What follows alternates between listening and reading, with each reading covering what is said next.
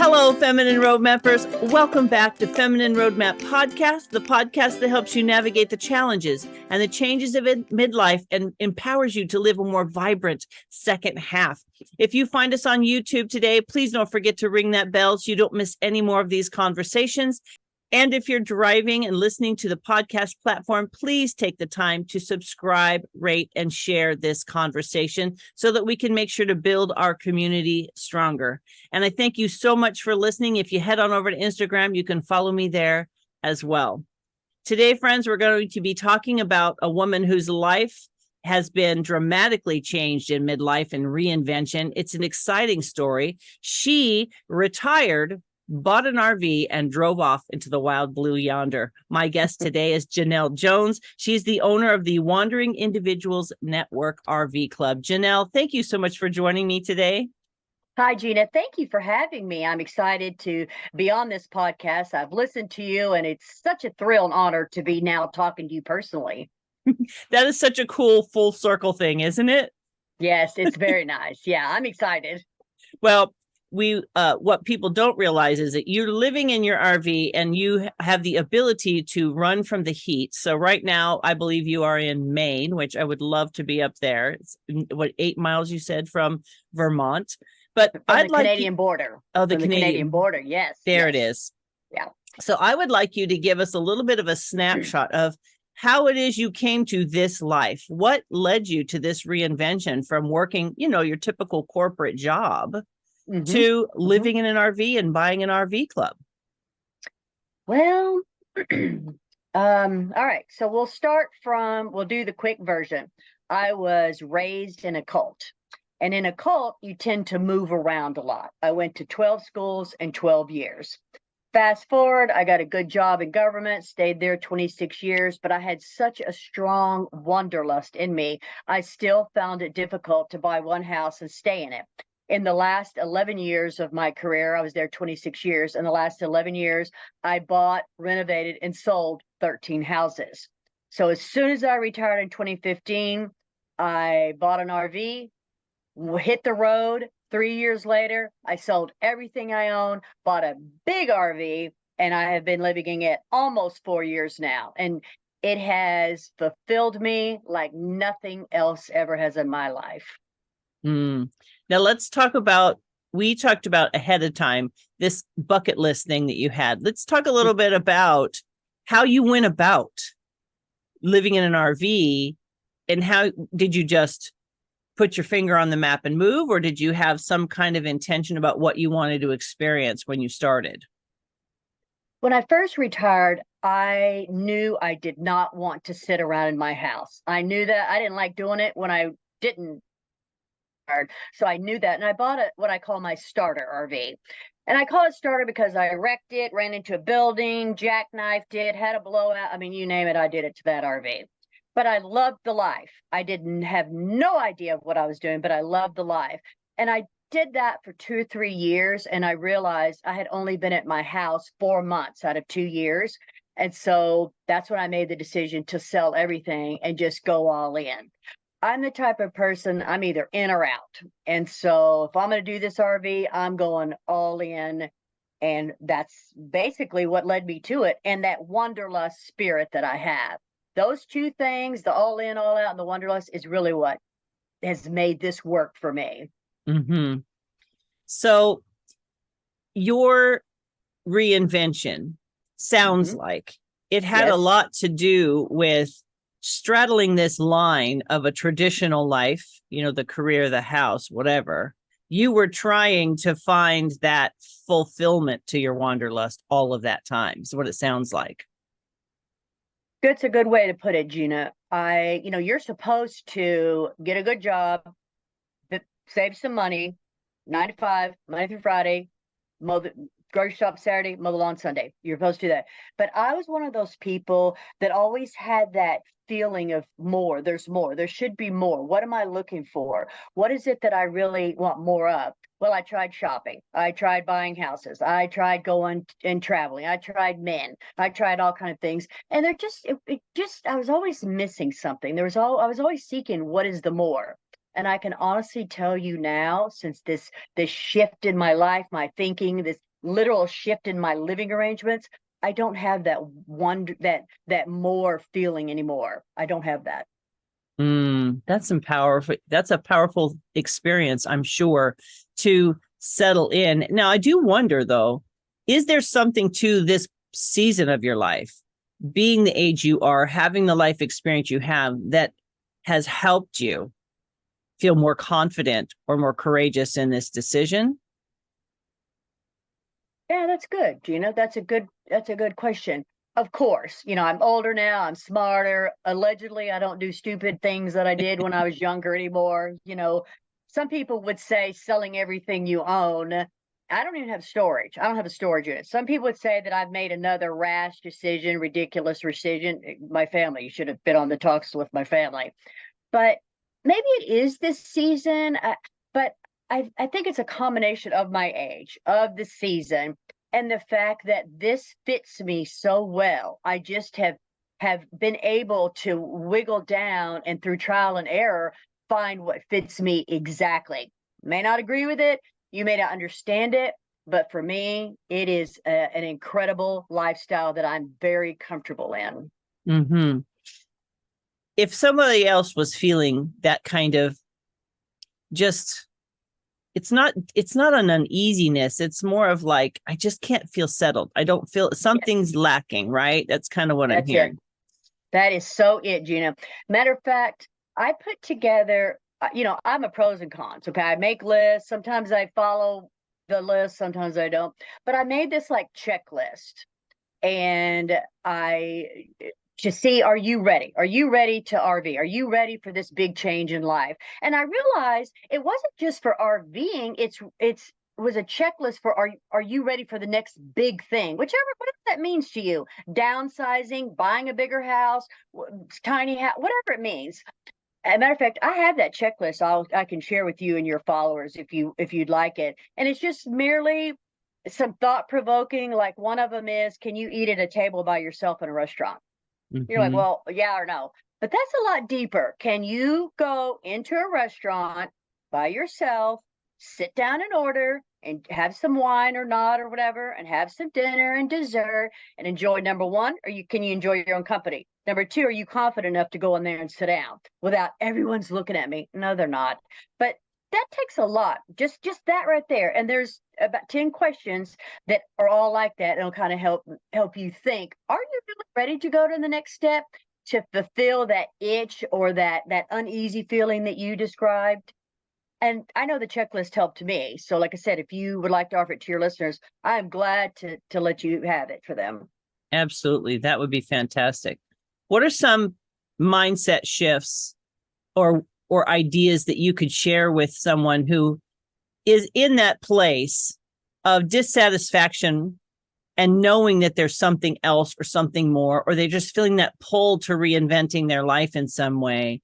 What input would you share with them to help them make that transition? I would tell them to quit talking to everybody about it, because what she and him and her and your brother and your uncle and your best friend, that's through their eyes. Not that's wrong, but that's through their eyes. We're talking about you and perhaps the last third or the second half. Who knows how many years we have left? Maybe your last year. Who knows how many years we have left? I know I was living on the beach at the time that I wanted to do this. I was renting a condo, and I would get up every morning and I would walk on the beach like everybody does. And I would think, what do you want to do? This is you. I was about to retire. And I'm like, what is it you really want to do?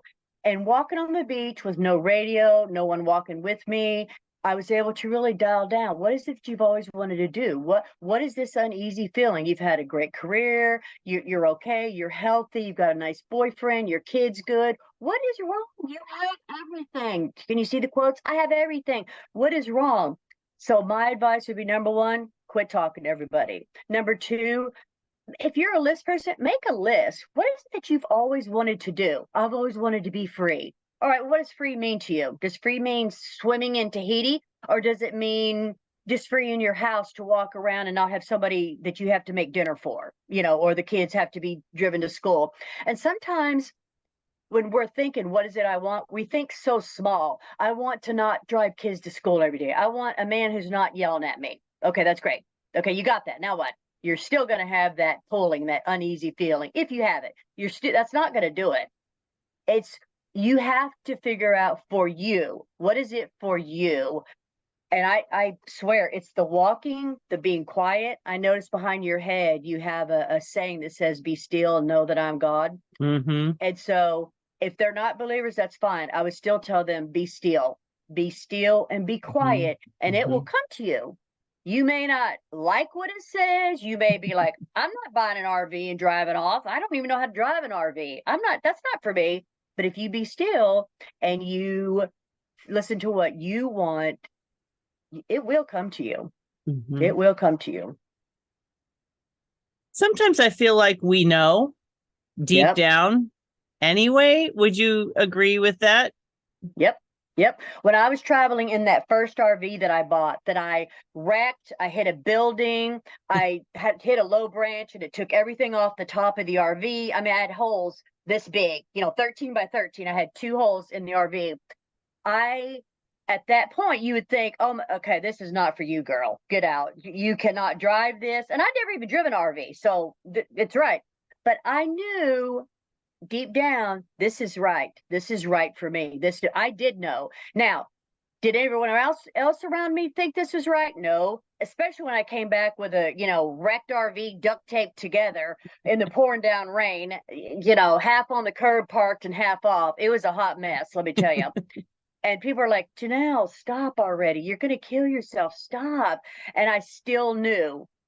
So even though it didn't look like the right choice, wow, here I am, 4, 5, 6 years later, and it's totally the right choice. And I settled in. That's why I said a while ago, don't listen to what other people are telling you, because you'll be like, that's right. Maybe I shouldn't buy a 36-foot RV and drive to Alaska by myself. That's probably not, all reason tells you not to do that. As a woman, drive an RV you don't know how to drive, never driven, starting in South Florida, going all the way to Alaska, that is crazy on its surface. But I tell you now, number one, it was unbelievable. Nothing happened. I mean, nothing bad happened. Nothing, I didn't get hurt. No one else got hurt. All kind of stuff happened. But did I do it? Did I have a wonderful experience? And now everybody's going, wow, Jenell, man, I wish I could RV. I wish I could do that. Funny. Weren't you the same people that said I was crazy? Yes. I can't tell you how many people, well, my sister, for one, talked to me about serial killers.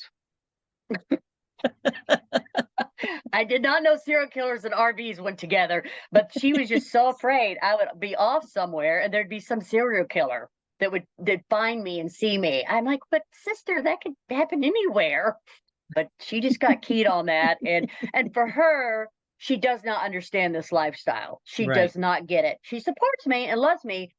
And now a few years later, people see, okay, it's working and they're better, but I still get them. I mean, gosh, I'll pull into a gas station and people, the men, will say, my God, they'll see around the corner. They'll be like, do you drive that thing yourself? I'm like, I do.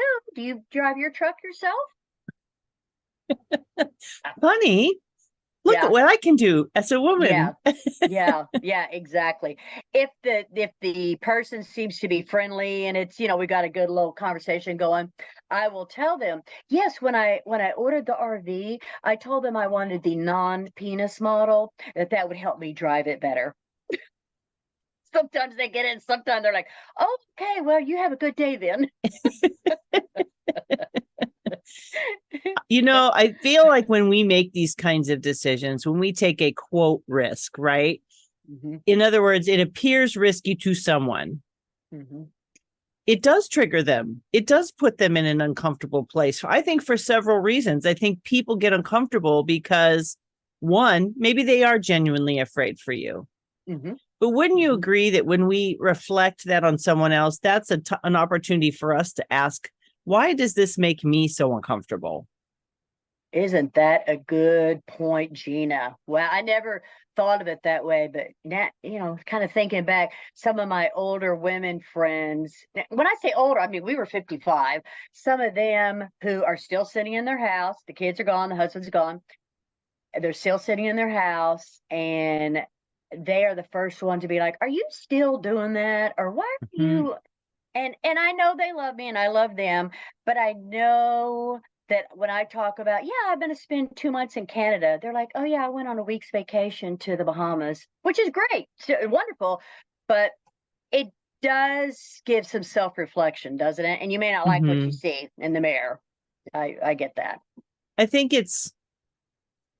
have you ever heard the blue crab analogy or the crab analogy? Where Yes.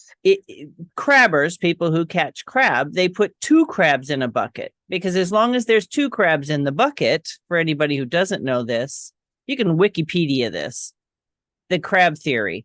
If there's 2 crabs in a bucket, if one tries to escape, the other one will pull them back down. Like, they don't have to cover their buckets because the crabs do the job of keeping them in. And not criticizing our friends and family, but as humans, we practice this crab theory all the time because of comfort zone, because of fear, because of, I don't want to rock the boat. I don't want anybody to think I'm different. I don't want you to be different, because when you're different, then I feel some sort of way. That's true. And I'll be the first to admit, I go in like my sister's house. It's so beautiful and big. And I'm like, well, I'd love this. I mean, I still have that feeling too. And I'm very happy for her that, she has all that. And I think to myself, I had that too. And I've had that and I don't want that anymore. I don't ever want to be that crab, either one, the one trying to get out or the one keeping the other one down. I don't want to be that at all. But that's a good analogy. I have heard that before, and it's a good one. Well, you can see it in subtle ways too, because people don't always know their own hearts and their own desires. And so I think, because what you've done is so dramatically different of a reinvention story, I could imagine all of the negative things you've had to hear from the decision that you've made.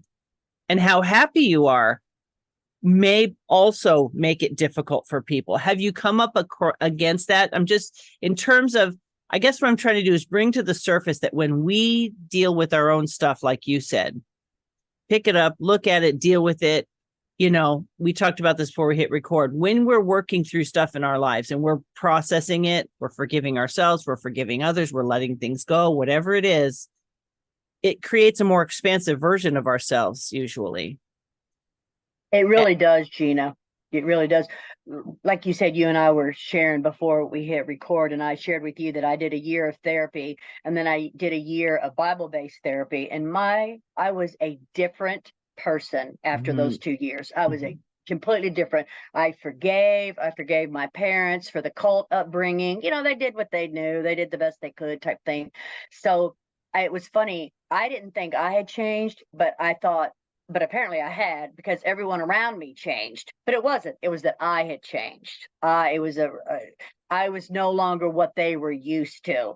And not that it caused feelings, but I don't have some friends I used to have after those couple of years. That's actually part of the, I guess, results. We could call them consequences. When we change, we cause a ripple effect in our relationships. So when we're reinventing ourselves, there are people, and I have people in my life too, they are totally content, to your point, to, I don't have grandchildren, so I don't have that decision to make. Like, am I going to stay home and babysit my grandchildren because I don't have them? So my decisions get to be different, right? But I have friends that are just like, they're good. Even if they don't have grandchildren, they're the normal rhythm of life that they've had. They're good riding that to the end of the line, which is totally fine. But my personality doesn't work like that. Like my daughter said yesterday, all the things, right? I'm always looking for expansion and, adventure and these types of things. And I think maybe as I'm trying to to land this plane as we understand ourselves better. Like you said, you did 2 years of therapy to deal with your emotional garbage. That clarity that came out of that and that understanding of who you are and your relationship to other people is a big piece of being able to stand on your own 2 feet. Wouldn't you agree? I would very much agree, Gina. And I don't know if I would be able to live this lifestyle in a peaceful, comfortable, fabulous way if I hadn't had that therapy, because I did have a lot of garbage, if you will, from being raised in a cult and being mad that I was raised in a cult and just mad about it. I don't know another way to put it. And I hate to admit that out loud, but I was just pissed because I was raised like that and I didn't have a nice, normal childhood that I see my grandchildren having, and wonderful experiences with their dad instead of this weirdo cult leader thing going on. So I don't think I could have had this life without going through all that. Even the cult. Even the cult. I wouldn't be the same. I wouldn't be who I am now without that cult business in my life. Mm-hmm. Mm-hmm. I think that's a good point. When we're reinventing ourselves, I think it is a good opportunity to self-reflect, the good and the bad, because it's all brought us to this point, has it not? Sure. How can you reinvent yourself if you don't know who you are? If you deep down, not the face we have in public, but truly deep down. That's why earlier when you asked me what advice would you give to somebody who doesn't know maybe what they're looking for, but they have that itch, that something more. You have to know, because how are you going to change? How are you going to make a big shift? You're just going to shift the same old person. And you're the same in the Bahamas as you are in your kitchen or living room. Mm-hmm. So if you really want to go somewhere different, Canada, then you're going to have to change and learn who you are to start to begin with. And I certainly have a long way to go still, but I know I've made a lot of progress. It's interesting. Our life experience, what I'm hearing you say through that little bit that you shared, and I love what you said about how can you reinvent yourself if you don't even know who you are. That's such a powerful perspective. But it's like our mindset shift, our ability to lift our eyes and see who we are, what we want in the world, where we're headed, and have the courage to move toward that. Mm-hmm. It's such a big thing. Easy. Yeah, and it's not going to be easy. Between the naysayers, I have I always like to say dream, doubt, do. We all have this dream, whatever your dream is. You have a dream, you're like, oh, I can do this. I'm going to do this. I love this. And then immediately comes in doubt. I can't do that. I can't buy a 36-foot RV and drive to Alaska. And then at some point, hopefully you get to the do. Yes, I am. I'm going to do it. And I'm just going to keep going. But there's a lot that has to happen before that. There's a lot of steps, and you're going to fall and skin your knee and think I shouldn't do this. You're going to hit a McDonald's in a building. You're going to wreck an RV. But maybe then you do get to it after you dealt with, I just wrecked the RV. This is going to cost $12,000, which it did. But yet, you know what? Here it is a few years later, recovered, learned from that. I know not to swing tight around a McDonald's parking lot, McDonald's parking lot. So whatever that means to your listeners, know to swing wide around this one, the next building next time. I guess that's what I'm trying to say. Yeah. It's a great analogy, though. Maybe we just need to swing a little wider, because it's that tightness, that fear, that not knowing. Our brain wants to keep us safe. So we actually have an internal security system that's trying to keep us safe, which is half the battle too, right? Isn't your own thought life, your own belief system part of the struggle that you had to work through? Gina, 100%. The day I signed the papers for this big RV on like a Thursday, and I was to pick it up the next Thursday, that Thursday night, I was so scared and so nervous and so afraid that I literally walked up and down my living room, just pacing up and down, up and down, up and down, because I could not sit. I was like shaking. I was like, and it was my body trying to tell me, no, this is crazy. Don't do this. Don't do this. I'd already been traveling in RVs. I'd already, like I said, wrecked them and done all kind of things that, okay, it's going to be fine. I've been lost, everything. So that my body was telling me so strongly not to do this. But I knew I didn't call anyone else and I didn't say, hey, am I making a mistake? Hey, look what I did. Think what I did. Look what I did. I didn't do that because if I had through as we've talked already, looking through their eyes, they would have been like, yeah, you're crazy. And my brain would have self-protected and my body would have protected me like, if I call this off, I don't have to deal with this. If I don't sign the papers, I don't have to deal with this. And I didn't want to do that. I did not want that to happen. So that goes back to the point I made earlier about quit talking to everybody about what you should do. You know what you should do. And I knew this was right for me. I was just going in that self-protection mode that you had mentioned. Well, fear is an indicator. What is the fear there for? And what is it telling you? Yes. My fear, keep using this as example. My fear was leaving my house. I'd already sold it. My fear was all my stuff.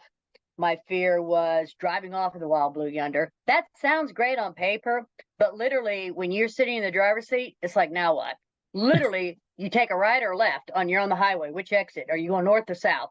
I mean, so it sounds good in the movies, but when it actually comes down to it, that's a whole nother set of fear right there. So let's talk about your bucket list. I know you're on bucket list number 3, but how did the bucket list come into your reinvention and your new adventure? Okay. We all have that bucket list. All right. And you've had it. I want to see the Grand Canyon. I want to travel to Paris. I, want to be a size 2. All right. Paris and Grand Canyon, I've done. We're still on size 2. That's not happening. And I've given that bucket list up. But I had done my bucket list, my first one, and it was the usual. I'm going to Grand Canyon. I want to see Yellowstone. I want to hike. I want to do an amazing hike. I want to ride a bike 10 miles. I had all this and living this RV life. I knocked that first bucket list off in a year. And I was like, wow, I've had this bucket list 20 years and I knocked it out in a year. So I started on a little bit harder, a little bit stronger of bucket list things. Like I wanted to hike the Wave. The Wave is in Utah. It's a lottery system. 200,000 times a year someone tries. It doesn't mean it's 200,000 people, but 200,000 entries are made for this lottery system. And I won it. I got it. Actually, that's not true. Our friend got it that travels with me, and he invited 5 others of us to go with him. Yeah. So I didn't win the lottery, but I actually won the lottery. But so I started doing stuff like that on my bucket list. Alaska was on my bucket list. I did that. And it's funny, earlier you mentioned when I first got my very first RV, I opened the map and I was like, well, where is the wild blue Yonder? And I literally put my finger, I shut my eyes, went like this and put my finger down, and it landed on Maine. And so my very first trip was to Bar Harbor, Maine from South Florida, because I'd never been to Bar Harbor, Maine. And I heard it's like fancy and nice, and it was. And so I went to Bar Harbor, Maine. Mm. I've taken a trip up to the New England states, and it is just lovely up there. It's very lovely. And the weather, I don't even want to tell those y'all that are baking today. I think it's 67 today. Lovely. And has been. It's very nice. I turned the air conditioner on 2 days, and I've been here since early June. Okay, nice. So true story. We are recording this 5 months before it airs because you're a traveler and we wanted to get you when you had good Wi-Fi. So for those of you listening to the actual podcast, this is August 1st, or no, July 31st, August 1st. July 31st, I think. July 31st. So I'm in Southern California with humidity and mid 90s a high, and she's in Maine in 67 degrees. So that's why she's bringing it up, because it's July. And she's yes. I like to brag about it. People like it or they don't like it when they hear the weather that I'm in. So as soon as it starts getting warm here or getting cold here, I'm going to head south. Mm-hmm. I chase the nice weather. That's lovely. What have you learned about yourself, Jenell, through this journey? Well, I have learned patience. And that's on my checklist as well. Do you have patience? I have zero patience. To be on time is to be late. If you get to a meeting with me 5 minutes early, I'm like, where have you been? Where have you been? So, and to be on time, oh my God, I just blow my mind for just to be on time. So I am very impatient, and this has taught me patience. It has taught me to be adaptable. I'm a very black and white person, and no more. It has taught me to be adaptable because just because the GPS, when you're driving an RV and the GPS says you'll be in 2 hours, you add an hour for an RV because you can't go as fast as everyone else. You try to get gas at the first gas station and it's too little. So you go to the second gas station, it's too little. You go to the third gas station. So you must be adaptable. It has taught me to be adaptable. It has taught me patience because nothing happens fast in an RV. Nothing at all. It's like having a toddler. Nothing happens fast. It's the same thing. And the patience was a big deal for me because I was terrible with patience. So I'd say my adaptable flexibility. I want to go to a certain spot. I want to go to a campground in Yellowstone and they're full for 6 months. So do I just, don't go to Yellowstone? No, I find somewhere else to go. I become flexible, problem solver. I've always been a good problem solver, but it keeps me sharp as I get older. It keeps me sharp with that, being a problem solver, because problems come up. Mm-hmm. And they tend to come up just like that. Just right now, you have a blowout of an RV. So you have a blowout in an RV. Number one, you're blocking traffic. You can't move. A regular tow truck can't come get you. So you have got to be flexible and ready to make big decisions on the fly that sometimes, or safety is involved. Mm-hmm. So I think it's made me a better person, really, in this lifestyle. Have you met anybody else along your journey that made a similar decision to you? Because at some point you decided to buy an RV club. So let's talk about that next step in your reinvention. Yes. So when I decided in 2019, I'm going to go full time, bought the RV, bought it in Fort Worth and Little Texas, and took a left and started heading west. I had seen an RV club online that was for solo RVers. Don't have a mate traveling with them for whatever reason. So I thought, well, I don't know where else to go, literally. So I thought I'd go join them. They were in Southern California, and I walked up, and they were having like a little meeting, a little gathering, and there was about 30 of them sitting there. And that day, I realized two things. Number one, I had found my tribe. I found my people. Number two, I'm not crazy for doing this. They had this whole subculture of, we think you're crazy for staying in a house and not getting out and seeing the country. How can you look at the same four walls in the same driveway in the same backyard your whole life? So that day was monumental, and I cannot understate that. It was monumental for me in this life. I had found my people. Mm-hmm. Did you find other women like yourself that had done the whole, quote, normal life and then just decided to buy an RV? Is that something you've come across with other people? Almost exclusively, yes. The club is, let's start big picture. RV News Industry is an online magazine about RV stuff. They did a big study in 2020 on people who identify as full-time RVers. There are about 1 million of them that are like me, that travel full-time, not people sitting in a campground that live there all year. This is people like me that travel all the time. And in this 2020 study they did, they found out that 46% of RVers are 18 to 35 years old. I was shocked at that. And 54% are over 55. And of those two together, 59% are females. So it's a more female-dominated subculture than men. And you would think it'd be men, but it's mostly female. And the club I own is about like that. We have a hair, not 59, but a hair more, 52, 53% more females than males. And these women, for the most part, we have some military people, certainly some military women, retired military. But for the most part, yes, they were in the traditional lifestyle and realized they just didn't want that. They didn't want that anymore. They weren't going to grow old like that anymore. What have you learned from these people? Number one, I learned how to have a comfortable life in my RV. I mean, I learned what the heck I'm doing here. I learned how to conserve water. You know, Mm-hmm. you don't just in an RV, you have a tank of water, okay? Unless you're hooked up to a campground, but you have a tank of water and it's not unending like it is at a house.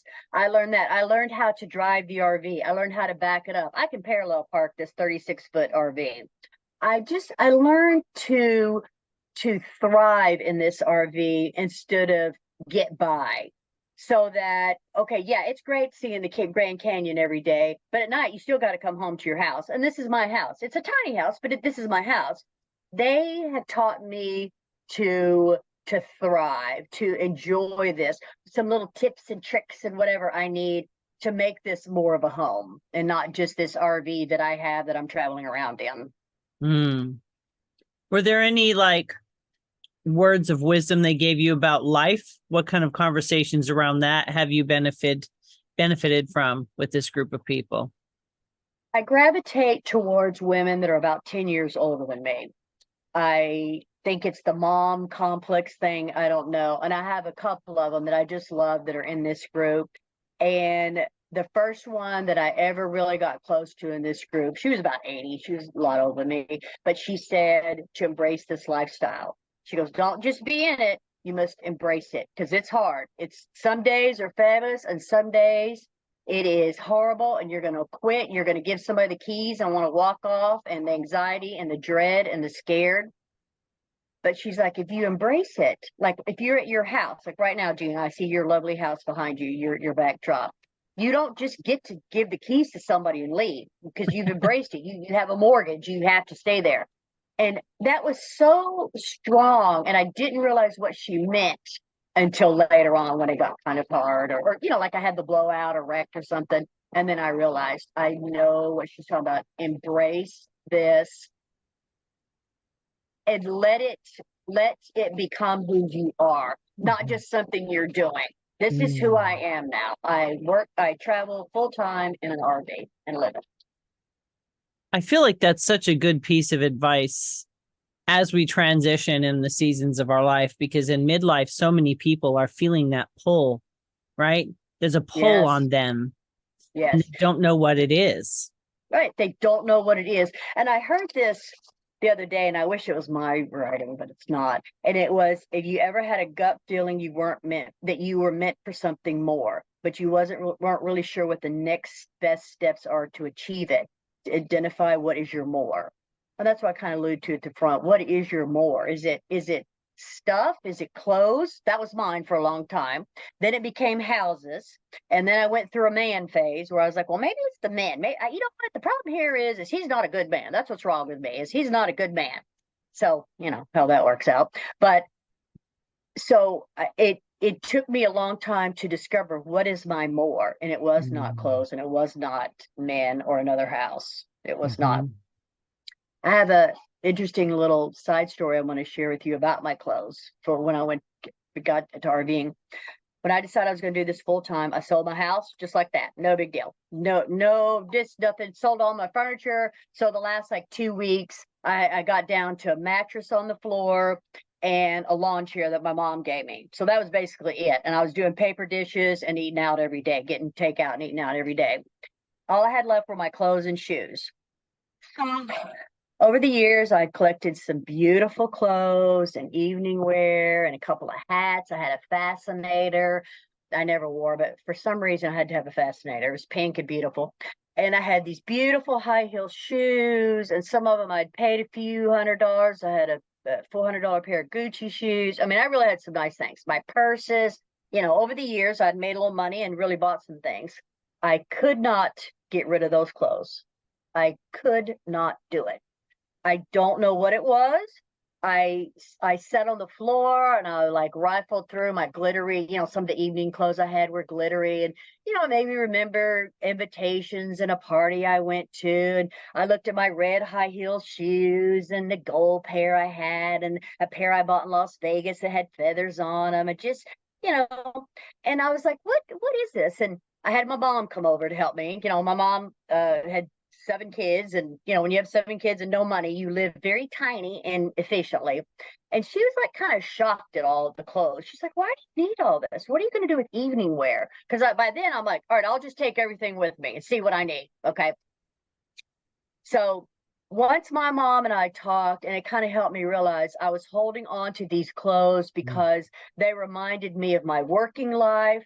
They reminded me, when you wear 4-inch high heels, you're able to look somebody in the eye instead of looking up at them. And I was in a male dominated field, and I didn't want to be always looking up at them. So 4-inch heels helps you look someone in the eye.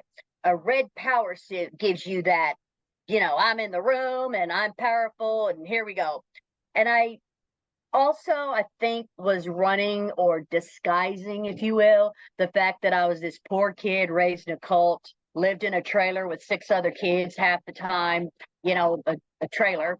And wearing those clothes, I didn't have to be that kid anymore. And it got me to a point of, well, you know what, after talking to my mom that day and really being still, being quiet, I realized I don't need all this anymore. I'm okay. I am that poor kid from a trailer and a cult. That is who I am. And I'm okay. And I'm enough in t-shirts, shorts, and flip-flops. And funny enough, it's 4 years later, I have not needed a power suit or red high heels once. Although a sparkly dress would be fun to wear driving around in an RV. Okay, why not, right? I did have a disco ball. That's the closest I got, but it was just that clothes thing was a real revelation for me. And that's when I finally embraced it, finally went all in. I'm doing this. That's the last little shred of me. That's it. I probably have 5 pair of shorts now, maybe 6 or 7 dresses. I think what I hear from what you're sharing is, you know, we have definitions of ourselves. Mm-hmm. And we have profound memories, and we attach them to things. But those things are not the memories, right? I mean, they can spark the memory, but we carry in ourselves the things that we've experienced, both good and bad. You know, we have those things within us, and there's freedom that I hear in your story in being able to release stuff, actual stuff. That's a good way to put it. Yeah, there was a release, and I hadn't thought of it that way before. But yeah, there definitely was a freedom. It's wonderful to have, you know, 30 suits and 100 pair of shoes. But remember, I moved every year the last 11 years of my retirement. You know how hard it is to move 100 pair of shoes every single time, and all those clothes, and they're wrinkled, and wrap those glittery, sparkly dresses and tissue paper and move. So it was such a burden. And you know what? Wearing heels 12 hours a day, 4-inch heels, that hurts. That hurts your feet. It was very much of a release to get rid of all that stuff. And when I honestly tell you, outside of those red high heels and that fascinator, I don't remember any of those clothes anymore. I don't remember. The ones that I had loved so much and couldn't part with, I don't even remember them. I wouldn't know them if you laid them in front of me. It's like a permission you had to give yourself, is what it sounds like. That's right. That's exactly what it is. I had to that was the last little permission to give myself to go into this new life, to literally turn that page. And you can't take much with you on this next journey, on this next page. And isn't that true in life, though? Anytime you're going to make a big shift, you can't take a lot of stuff with you. In my case, it was actual material stuff. But to change your mindset, you can't take a lot of stuff with you mentally. It may not be junk and clothes in your next step. Because what works in one season of our life does not always serve the next season of our lives. Yes. But man, do you go struggling and dragging sometime? I told someone else, I had one high-heeled foot in my old life and one sandaled foot in my new life. And one was going to have to jump on the other side. And I'm so glad it was I took that high heel off metaphorically and went with the sandals. I'm so glad. So if you had to give 3 kind of key, either mindset tips, takeaways, learning points, what would those 3 things be? As far as going to the next big stage in your life, I would say quit talking to everybody. I would say be still, whether that's, you understand that Bible verse or not, be still and think hard about what is it that you want, not what's expected, not what you should, not I'm way too old to buy an RV and drive across the country. I'm 55 years old. So get out of what is expected, what you think is expected of you. What's that old saying? If you knew how much people really think about you, you'd be surprised, because they really don't think about you, you know? So if you will let go of that one thing, just start with that, let go of what you're supposed to do, it will free your mind up. Well, I have a mortgage, I've only got 4 years left on this mortgage, I can't leave this. Well, again, you're doing what is expected of you. Is that what you want to do? Do you want to do that? So that would be my 3 takeaways. Be still, quit talking to people, and let go of what's supposed to be happening to you. And I think that you will find it's open. And you're not going to do this in one day. This may take you a year. It may take you one day. But if you will be open and let it all come into you, let it start receiving the craziness or the crazy ideas, you're going to go live in Paris for a year. Why not? Why not go live in Paris for a year? I considered that before the RV. Why not go do that? There's nothing stopping you. Nothing stopping you. Well, I don't have any money. They have jobs in Paris, just like they have jobs here. So let go of what is supposed to be happening in your life, and you will be open. Something will come to you. I promise you. Who knows? I may see you on the road in a 36-foot RV. That's such a good point, Jenell, that in order for the new to come, there's a releasing that needs to happen, and even an openness to, like, we're not going to see a solution if we're closed to the opportunities and the things that come our way, right? You can't see it. No, you're full. You're full up to here. You're full. And so there's no place for a new something to come in. If your mind automatically goes, no, you can't go live in Paris, you can't have an RV. There's no room for that. You have to open some and get rid of some of the other junk for the new to come in. It sounds easy, doesn't it? It's very profound, though, because it's like, it's a bit of a hoarder mentality, right? There's the you can have it all, meaning you can have this experience, you can do that thing, or you can have it all, I won't have to let anything go to add to. It's like we're almost hoarding these emotional experiences, or we're hoarding the things that we think are going to make us feel happy, content, fulfilled. And they may have, right? At some point that may have been the fulfillment. It doesn't make it wrong. It makes it seasonal. And I think that's an important thing for us to remember, that life is in seasons, and it's okay to turn the page, to your point, and start something new. Yeah. That's it. Correct. Aren't we all hoarders in our own mind? Oh yeah. Really, of our junk, our past. And that time my husband said this to me in 1992, and I'll never forget that. I mean, that's hoarding. That is a hoarding, an ugly thing in your mind, just to hold on to it. For what? So if you hold on to that thing your husband, your mom said to you from when you were 7, that there's no room. If that's there right here. It's like that idea with the cookie jar, right? When someone reaches in and grabs the cookies, they can't get their fist out. They have to let go of the cookies to release their hand. There you go. You know? Yes. So there you go. So Jenell, how can people find you? What's your website for your RV club? Oh, it is winsrvclub.com. Wins is WINS rvclub.com. I have that checklist if they'd like to see it, of my 10 questions that helped me. It may help them or not. And you know what I'd like to do too, Gina, if your listeners, if any of them do have an RV out there, I want to offer them a free stop on me. We have 9 trips that are going on right now or coming up. And once they go on that website, they can see at those trips. And if they'd like to stop in for a week free on me, I'd like to talk to them about that. And would they just contact you at the website? Yes. My email's all over the place on the website. And just let me know, and I'll give them a chance to come and see our club and meet some of our members, and just have like a little, they gotta have an RV, and I can tell them all the particulars of the details, but they can have a little week on me. I love that. That's fantastic. Well, Jenell, I want to thank you so much for reaching out to me, finding me, listening, and sharing your story with me. It's been such an enriching experience. I've really enjoyed our times together before today. And I'm really inspired. I'm really inspired by the life that you live and the courage that you have. And I know it probably doesn't feel like that to you, but I know that someone listening is going to hear this and it's going to stir something in them. And I'm thankful to have you come and be the spoon in someone's cup of tea, right? You're stirring it around and getting them to think differently. And that's so fantastic. So thank you so much. Yes, thank you, Gina. I listened to your podcast, like I said, and after I'd listened 3 or 4 times, I was like, I wish I could be on this because I want to tell women about what I've done too. So I appreciate you, Gina, and I appreciate your podcast and what you're doing for all of us out there, especially us women. Yes, thank you so much.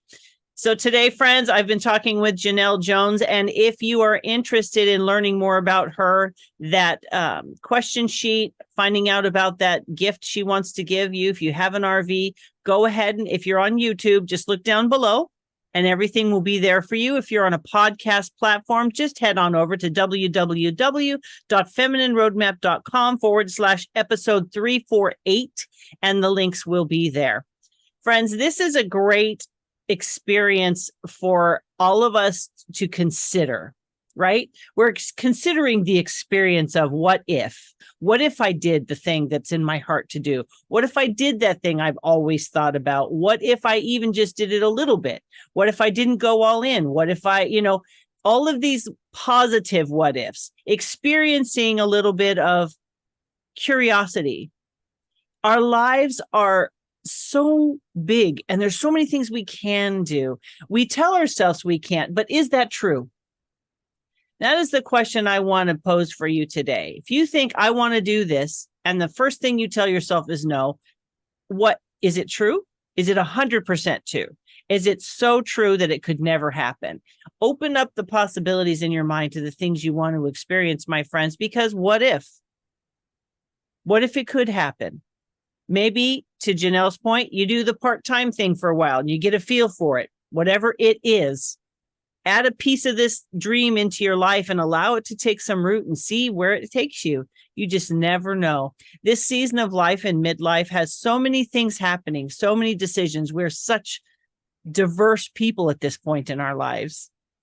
Why not open up your mind a little bit? Let Jenell's teaspoon stir your tea enough to open up your world to some things that you've been dreaming of, but been afraid to turn and face. And then let us know, what are you finding that you really want to do? And what are your experiences? We'd love to hear it. So thank you so much, friends, for allowing us to spend some time together today and to talk about potential midlife reinventions, what it could look like, what it could be. Thank you, Jenell, for sharing that with us. And I hope, friends, that this has inspired you to consider your own reinvention. Thank you for listening with us today. I look forward to sharing more inspirational people, strategies, and information with you in the weeks to come. Take care, my friends. Bye-bye.